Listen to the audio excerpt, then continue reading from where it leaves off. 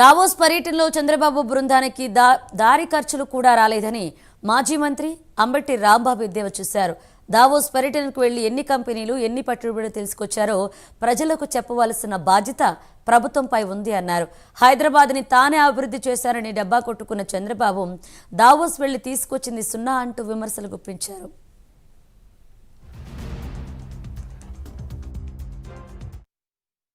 ఎన్ని పెట్టుబడులను మీరు తీసుకొచ్చారో ప్రజలకు వివరించవలసినటువంటి బాధ్యత ఈ రాష్ట్ర ప్రభుత్వం మీద ఉంది.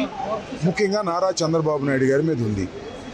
నారా చంద్రబాబు నాయుడు గారు దావోస్ వెళుతున్నారంటే రాష్ట్ర ప్రజానీకం అందరూ కూడా ఏదో తీసుకొస్తారని భ్రమించారు.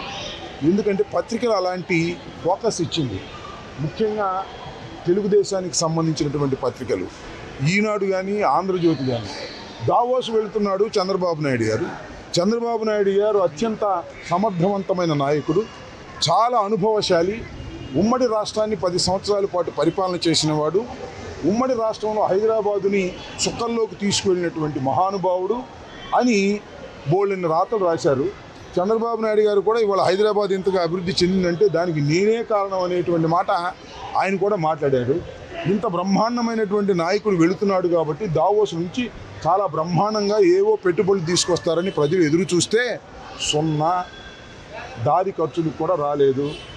మా దగ్గర ఒక సామెత ఉంటుంది, డొంక ఈతకి లంక మేతకి సరిపోయిందంట. అది కూడా చాలా అక్కడికి వెళ్ళి తీసుకొచ్చింది సున్నా, ఖర్చు పెట్టింది మాత్రం ఎన్ని కోట్లో మరి ప్రభుత్వమే చెప్పాలి.